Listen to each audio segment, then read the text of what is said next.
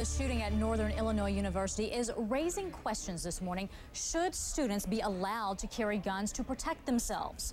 Well, joining me now is W. Scott Lewis with Students for Concealed Carry on campus, and Garrett Evans, a survivor of the Virginia Tech massacre. I want to thank you both for being with us today. Thank you. Thank you. Let me start with you, Garrett, because you were shot in both legs during that massacre at Virginia Tech. In fact, I even think we have some video of you in the hospital. What do you think about students being able to carry guns on campus? Would that have prevented so many deaths? Well, first of all, I think this is a little bit inappropriate for a victim who had survived something so horrific, you know, in recent times. And what do you mean inappropriate? Because I had survived something very, very traumatic. But I will answer your question. What would have prevented that situation was having an emergency alert system. And you know, 30 people died and 26 were wounded. And that's the reason I co-founded SchoolDispatch.com. Now, staying with the issue of the guns. First of all, John Lott has been discredited for this whole idea. Second of all, students are not old enough and mentally responsible enough to deal with having guns on campus or, you know, concealed weapons, because they act on impulses because of rage and hormones instead of the use of logic. So you think as we see all of these shootings, the last one being at NIU, that if a student didn't have a handgun, that student wouldn't have been able to take out the shooter before he hurt so many people? Well, that brings me to the third point. The third point is, it doesn't matter how trained you are. You look what happened to Jim Brady, President Reagan, and 2 Secret Service men. Brought a Saturday night special, shot them and got all 6 shots off before he was detained. And you look at the St. Louis, Missouri situation. That guy brought in his gun, shot the officer, grabbed his gun, killed five secret councilmen and city councilmen, and then shot the mayor. Okay, it doesn't matter how trained you are. You could still be gotten. Well, that is a good point, and I want to bring you in, Scott, because he does make a very good point when it comes to people who are trained, police officers trained at shooting suspects out there. I want to bring in a statistic. In 2006, the New York police statistics show that officers, when they intentionally fired a gun at a person, the hit rate was only 28%. So what makes you think that students carrying guns on campus would make a difference? Well, as to that accuracy rate of New York police officers, you have to understand that they're dealing with scenarios that a concealed handgun license holder is never going to encounter. They're firing at individuals barricaded inside of buildings. They're chasing people through dark alleys. Concealed handgun license holders are not amateur police officers. They don't go looking for a bad guy. Most of these self-defense shootings take place at point-blank range. You don't have to be you don't have to have dead-eye accuracy. You don't have to have lightning-fast reflexes to shoot somebody who's attacking you from only a few feet away. But the shooter could be moving. I mean, it's not like they're going to be standing still all the time. And if you're under immense pressure in an emergency situation, you're panicking because someone is shooting in the classroom. Could a student be able to handle that situation and take a shooter down? Well, absolutely. And as to Mr. Evans' argument that students are not mature enough, all we're talking about is allowing the same individuals who are trained and licensed, and we're talking about individuals age 21 and above in most states, to carry concealed handguns virtually everywhere else. These people are already carrying at movie theaters, office buildings, grocery stores, shopping malls, churches, banks, etc. And in fact, you carry a gun. Are you carrying one today? Well, that's the beauty of concealed carry. You'll never know.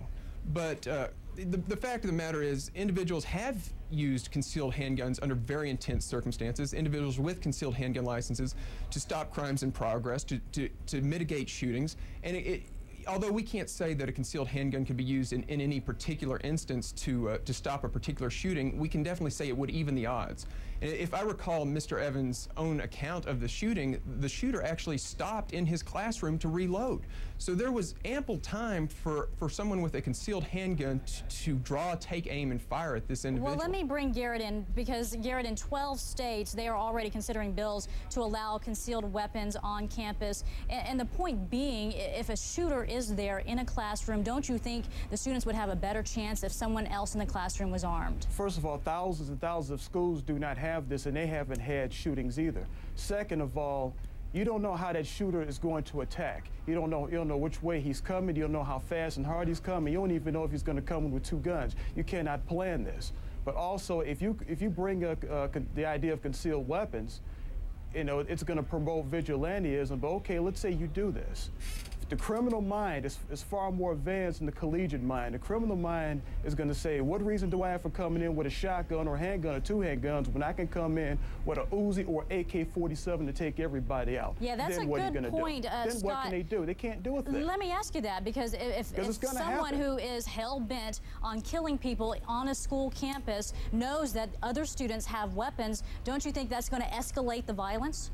I have to disagree with you that that's a good point. I think that, in fact, a person with a concealed handgun license can take on someone with an AK-47 or an Uzi just as easily as if they had any other weapon, because what we're talking about are civilian firearms that are semi-automatic. They all fire one shot for one pull of the trigger. So this is kind of, I think, a nonsensical argument. What we're talking about is allowing licensed individuals to carry on college campuses like they do everywhere else. And if you look, there are already 11 U.S. campuses that have, for a combined total of 60 semesters, allowed concealed carry on campus without a single incident of gun violence, without a gun theft, without a gun accident. This is not causing problems in any of the colleges where it's allowed. But you have thousands of colleges that don't have it and haven't had a problem either. Well, Virginia Tech and Northern Illinois University had not had a problem until they had a problem. Well, let me see if I can get some kind of agreement out of you two. And maybe I can't here. If obviously you don't agree that students, at least Mr. Evans doesn't agree that students should carry. Obviously, Mr. Lewis, you do. What about professors? What about those teaching the class? If you don't think students should have it, what about those running the classroom? Should they at least have a handgun? Let me start with you, Garrett.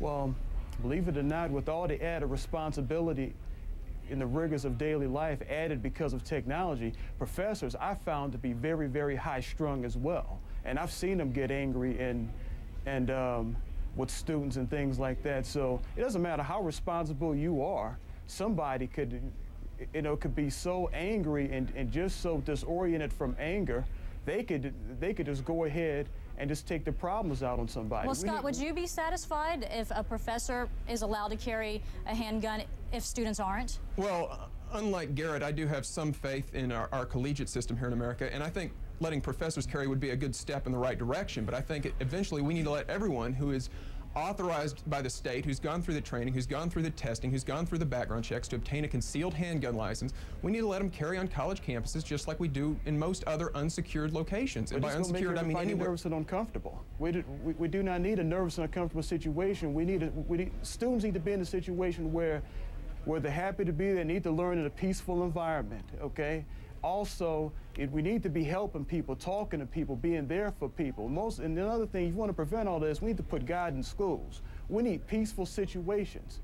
Because so your focus, Garrett, is on prevention. Right, prevention, because we need peaceful situations. We want these students to be comfortable, not be on edge and worried about somebody shooting it because they were they called somebody a name. All right, we're going to have to leave it there. We are simply out of time, but we do appreciate both of you coming on the show and talking about this issue that a lot of people are discussing right now, especially in light of the NIU massacre. Thank you both. Thank you. You're watching CNN Newsroom on CNN, the most trusted name in news.